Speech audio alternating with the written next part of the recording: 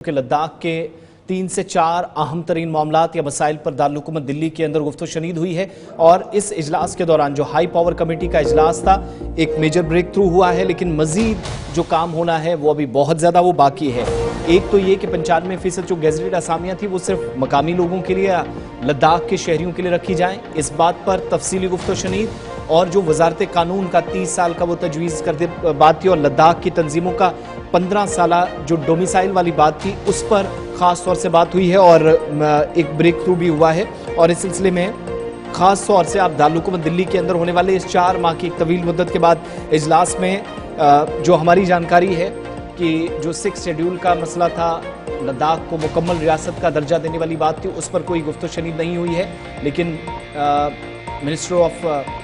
State for home affairs Nityanand Rai sahab, जो कि high power committee में हुकूमत की जानिब से नुमाइंदगी कर रहे थे, लेह अपेक्स बॉडी और करगिल डेमोक्रेटिक अलायंस की जानिब से इस बात पर इत्तफाक किया गया है कि 15 साल की जो टाइम लाइन है, जो डोमिसाइल वाली बात हो रही थी, उस पर इत्तफाक किया गया है। मजीद आइंदा दिनों में बर्फ़ पिघलने के आसार हैं और एक महीने के दौरान ही आप देखेंगे जून के वस्त तक एक और इजलास भी मुतवक्का है। ज़रा मजीद इस पर बात करते हैं,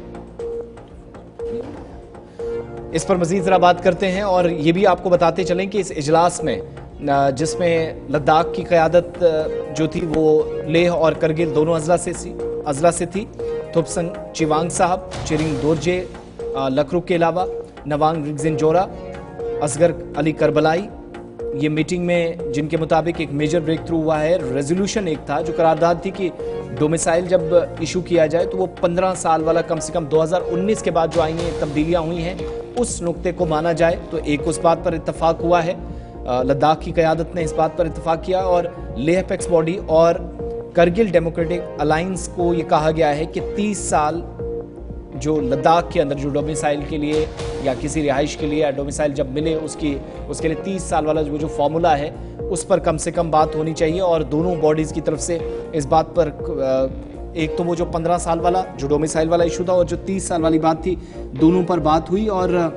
लीडर्स की तरफ से ये भी कहा गया कि जो प्रपोजल उन्होंने 30 साल वाला भेजा है यूनियन मिनिस्ट्री ऑफ लॉ को कि वो इस पर जायज़ा ले।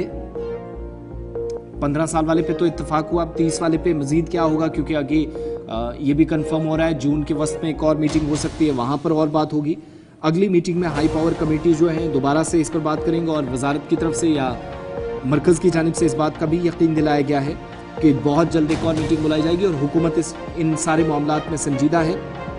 हाई पावर कमेटी की 1 महीने के अंदर ही एक और मीटिंग मुतवक्के है, अगरचे इसकी तारीख का भी ऐलान नहीं किया गया है, तो थोड़ा ही सही लेकिन 4 महीने के बाद होने वाले इजलास में वो जो 15 साल टाइम लाइन थी डोमिसाइल के लिए और एक तो लॉ मिनिस्ट्री को जो 30 साल का जो प्रपोजल था डोमिसाइल वाले इशू पे जो लद्दाख की क़यादत ने मुत्तफ़िक़ा तौर पर रखा था उस पर बात हो रही है। थोड़ा इंतज़ार इसके लिए करना होगा क्योंकि अब जब मीटिंग नेक्स्ट होगी सिर्फ 2 मुद्दे डिस्कस हुए जो अभी तक हमारी जानकारी कोशिश कर रहे थे कि सजाद साहब से बात हो पाए, फ़ोन लाइन पर रब्ता नहीं हो सका, लेकिन ओवरऑल लद्दाख की क़यादत ने इस एक तवील सियासी जद्दोजहद के बाद हुकूमत को कम से कम वहाँ तक पहुँचाया है जहाँ वो चाह रहे थे।